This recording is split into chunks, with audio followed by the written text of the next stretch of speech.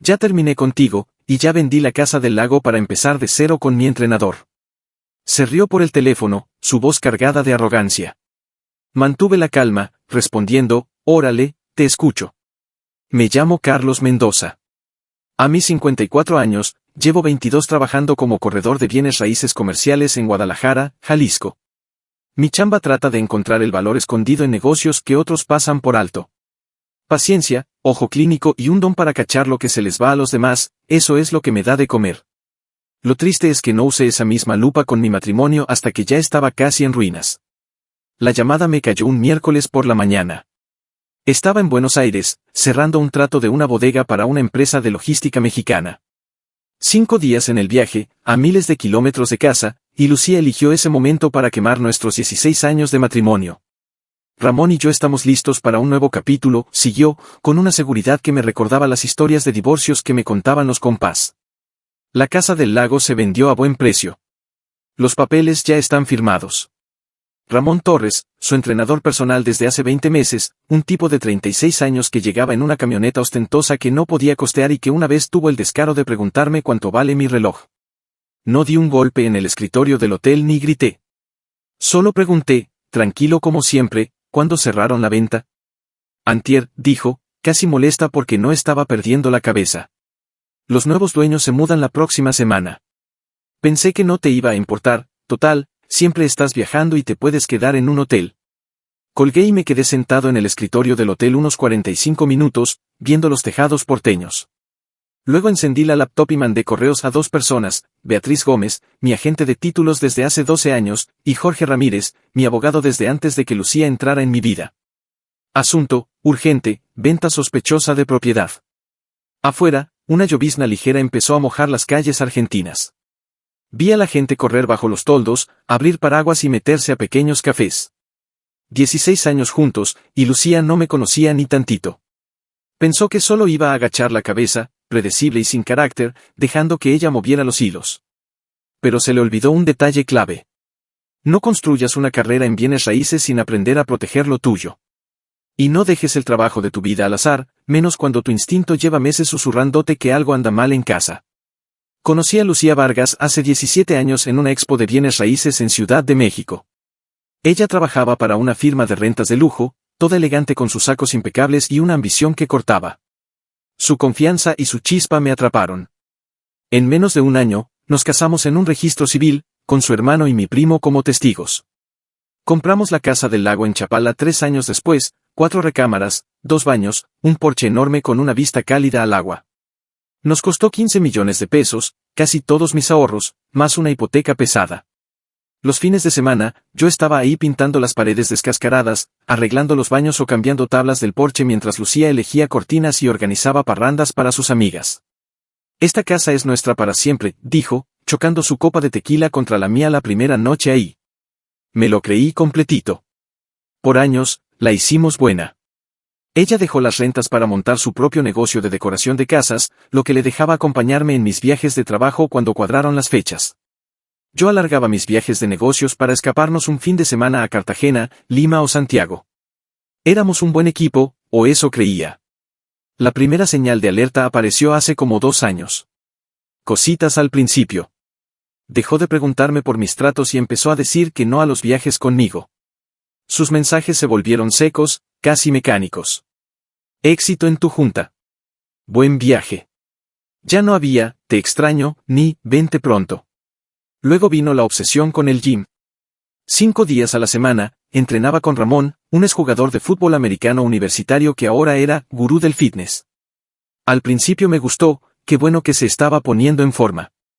Pero luego noté cargos raros en la tarjeta, cenas a las que no me invitaron, retiros de bienestar, de fin de semana con gente que no conocía. No me puse paranoico, no le puse un rastreador al celular ni contraté a un detective como algunos de mis compás divorciados. Solo observé, tomé notas mentales y me preparé para lo que ya se sentía como un choque en cámara lenta. Hace un año, puse la casa del lago en un fideicomiso. Metí los papeles entre unos documentos de refinanciamiento de una propiedad que rentábamos en Puerto Vallarta. Lucía firmó todo sin siquiera mirarlo, demasiado ocupada testeando en su celular mientras Jorge esperaba pacientemente. Esto protege nuestros bienes, le dije. No era mentira del todo, sí protegía la propiedad, pero no como ella se lo imaginaba. Nunca volví a sacar el tema, solo vi cómo se alejaba más, pegada al teléfono, esquivando cualquier plática sobre nuestro futuro. Después de mandarle el correo a Jorge desde Buenos Aires, cerré la laptop y saqué la escritura de la casa de mi portafolio. Siempre la traigo conmigo, una costumbre desde que un cliente intentó salirse de un trato diciendo que los papeles no eran válidos. La escritura mostraba que la casa de Chapala estaba en el fideicomiso de Carlos Mendoza, conmigo como único fideicomisario. Lucía no tenía ningún derecho legal para venderla. La ironía no se me pasó. Antes, ella se burlaba de mi obsesión con los documentos, siempre leyendo cada línea de un contrato. La vida es muy corta para tanto papelito, Carlitos, decía con una sonrisa burlona. Pero esos papelitos construyeron mi carrera, y ahora estaban salvando mi casa. Llamé a Jorge mientras caminaba por la Plaza de Mayo, un lugar lleno de turistas y locales.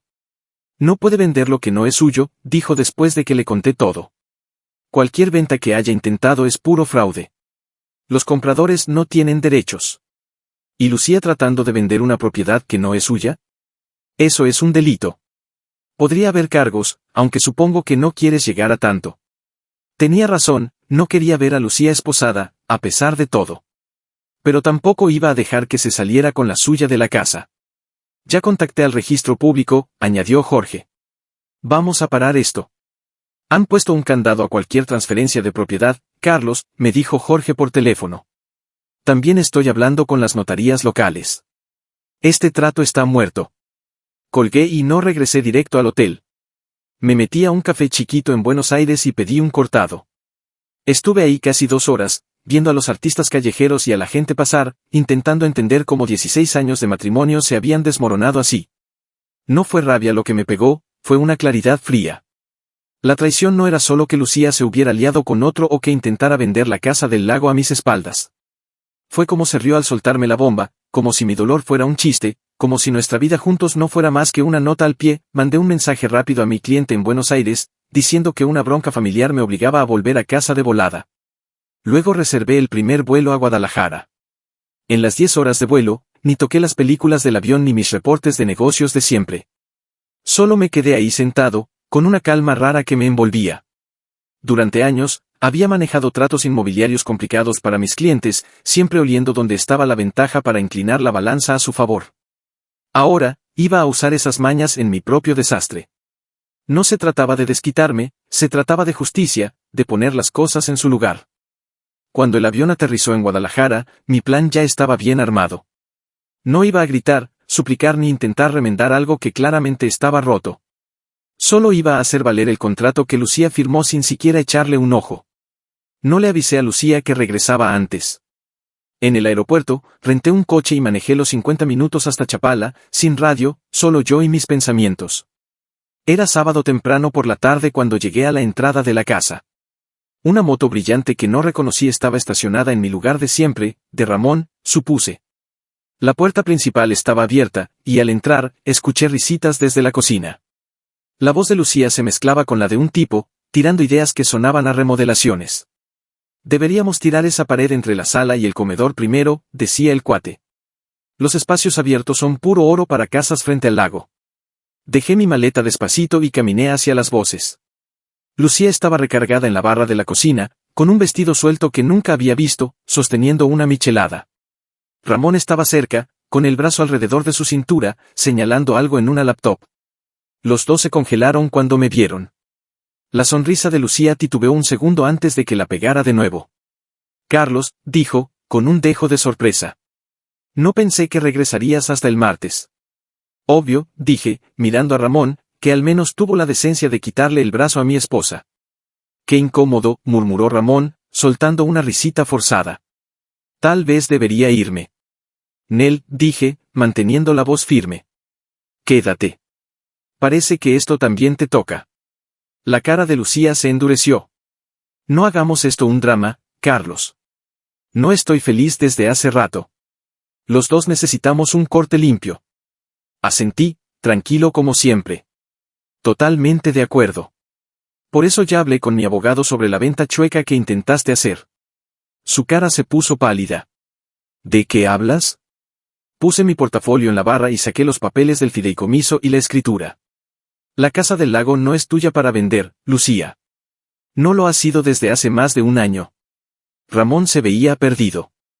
Dijiste que el trato estaba cerrado, le dijo a ella. Lo estaba, respondió cortante, pero vi la duda colándose en sus ojos. Échale un ojo a la escritura, sugerí. La propiedad está en el fideicomiso de Carlos Mendoza. Lo firmaste en junio pasado, ¿te acuerdas? Esos papeles de refinanciamiento que ni siquiera leíste. Agarró los documentos de mis manos, sus ojos saltando por las páginas como si pudiera hacer que dijeran otra cosa. Esto no puede estar bien, murmuró. No solo está bien, está blindado, dije. ¿La venta que empujaste? Es nula. Ya le avisaron a los compradores. El aire de galán de Ramón se desinfló. Voy a, esperar afuera, dijo, saliendo disparado hacia la puerta. Cuando nos quedamos solos, el shock de Lucía se convirtió en coraje. Me tendiste una trampa, siseó. No, dije, negando con la cabeza. Protegí lo mío, como cualquiera en mi ramo haría. Tú decidiste no leer lo que firmaste. Eso no es trampa, es descuido. Cambió de táctica, suavizando la voz. Carlos, ándale, seamos justos. Podemos repartir el dinero de la casa. No hace falta meter abogados. Ya es tarde para eso, dije. Mi abogado ya está en eso, y los compradores no están nada contentos de haber intentado comprar una casa a alguien sin derechos legales. Están viendo sus propios pasos. Sus ojos se abrieron de par en par, no te atreverías. No estoy haciendo nada, dije, manteniendo la voz pareja. Solo estoy defendiendo la propiedad legal. Lo que pase después depende de ti. La expresión de Lucía se volvió fría. Agarró su celular de la barra. Voy a llamar al abogado de mi primo. No te vas a salir con la tuya. No discutí, solo asentí. Definitivamente deberías buscar un abogado. Me quedaré en el Marriott en Guadalajara esta noche para darte espacio, pero que quede claro, esta casa no se va a ninguna parte, y estaré de vuelta el martes. Mientras salía, la voz de Lucía me siguió. Esto no se queda así, Carlos. Volteé a verla, parada en la cocina que remodelamos juntos, todavía con la michelada en la mano. Yo creo que sí, Lucía, dije, con voz firme. El domingo por la mañana, me junté con Jorge en su oficina en el centro de Guadalajara. El lugar estaba en silencio, sin los empleados o asistentes que normalmente andan corriendo entre semana. Jorge se veía cansado pero concentrado mientras esparcía un montón de papeles en su escritorio. Hay más en esto, dijo, yendo directo al grano. Me pasó una carpeta. Adentro había estados de cuenta, recibos de tarjeta y documentos de propiedades que nunca había visto. Lucía ha estado bien ocupada, siguió Jorge. Abrió una cuenta secreta el año pasado y sacó unos 3.8 millones de pesos de sus ahorros conjuntos. Ese número me pegó como un golpe bajo. Era casi todo nuestro fondo de emergencias. Y mira esto, dijo, empujando otro papel hacia mí. Documentos preliminares para rentar un local en Puerto Vallarta.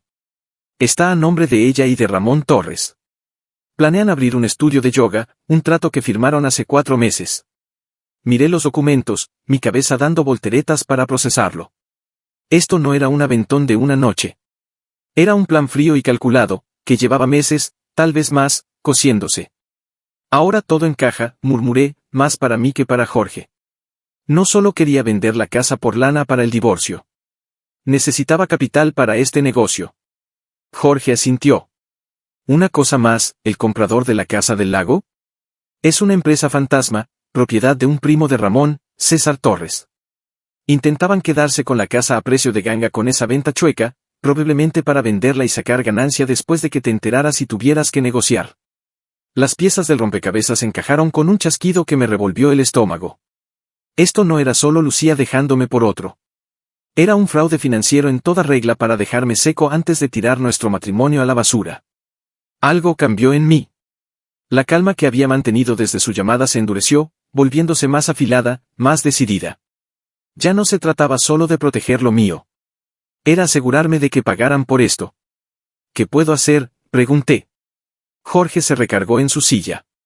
Estás en una posición sólida legalmente. El fideicomiso blinda la casa. Podemos congelar las cuentas conjuntas para evitar más transferencias. El dinero que ya sacó, es más complicado. Jalisco es un estado de bienes mancomunados, así que podría alegar que era su parte justa de los fondos del matrimonio. ¿Pero la venta fraudulenta? Ahí la tenemos. Es un fraude criminal, tal vez hasta un robo mayor, dependiendo de cómo lo vea un fiscal. Aunque apuesto a que no quieres verla tras las rejas. Tenía razón. Por más que me hubiera quemado, no quería a Lucía en la cárcel. Pero tampoco iba a dejar que me viera la cara de tonto. Este es mi plan, dijo Jorge, sacando otro documento. Ofrecemos un acuerdo de divorcio razonable pero firme. Ella devuelve el 60% del dinero que tomó, renuncia a cualquier derecho sobre la Casa del Lago, y tú la dejas seguir con su nuevo negocio. Corte limpio, sin cargos penales. Estudié el borrador, sopesando mis opciones. ¿Y si dice que no? La cara de Jorge se puso seria. Entonces le damos con todo lo que tenemos, incluyendo empujar por cargos de fraude por la venta de la casa. Pero vamos por la vía civil primero. Al salir de la oficina de Jorge, mi celular vibró con un mensaje de Lucía: mi abogado dice que estás hablando puras tonterías. La casa es de los dos, con fideicomiso o sin él. Nos vemos en la corte. Se lo mostré a Jorge, que solo negó con la cabeza. Su abogado le está dando a tole con el dedo. Ese fideicomiso es a prueba de balas. Mándale la oferta de acuerdo, le dije. Pero prepárate para una pelea. No creo que vaya a jugar limpio. El resto del domingo me encerré en mi cuarto de hotel, revisando estados de cuenta y registros de propiedades. Cada nuevo detalle del doble juego de Lucía avivaba mi determinación.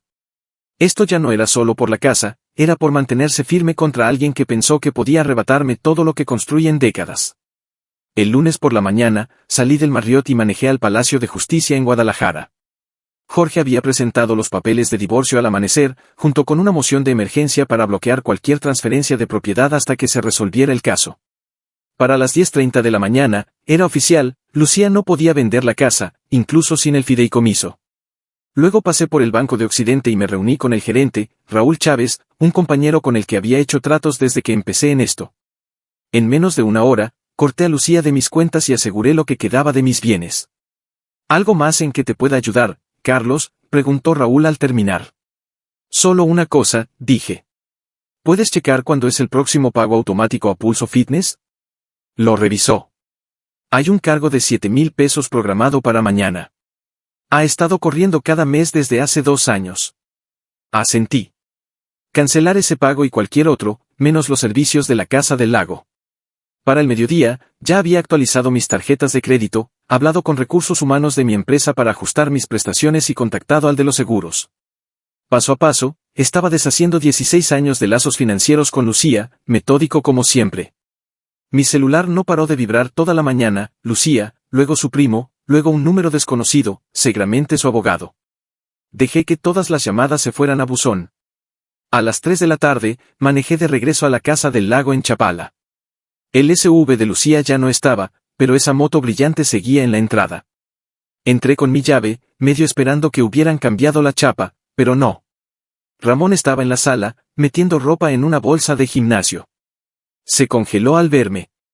Solo vine por mis cosas, dijo, con voz apurada. No dije nada, solo me recargué en el marco de la puerta, viéndolo ponerse nervioso. Oye, compa, siguió, moviendo los pies, esto no era contra ti. Lucía dijo que ustedes ya estaban acabados mucho antes de que yo llegara. ¿Dónde está ella? Lo corté. En casa de su primo. Está bien afectada. Dice que estás intentando arruinarle la vida. Casi me río del descaro. Esa es su versión, yo soy el malo aquí. Se encogió de hombros, esquivando mi mirada. Dijo que la tenían atrapada en este pueblo mientras tú andabas por el mundo. Que controlas todo. ¿Y el estudio de yoga que planeaban financiar con la lana de vender mi casa, eso también fue culpa mía? Sus ojos se alzaron, delatando que la info de Jorge era precisa. Lo que me imaginé, dije. Dile a Lucía que su oferta de acuerdo está en la oficina de Jorge Ramírez. Tiene 48 horas para firmar, o nos vamos a un pleito de divorcio completo y tal vez cargos por fraude. ¿Fraude? Su voz se quebró, el pánico asomándose. ¿Qué se supone que significa eso? Intentar vender una casa que no es suya. Empezar un negocio con dinero que robó. Elige una. Ramón agarró su bolsa y se fue hacia la puerta.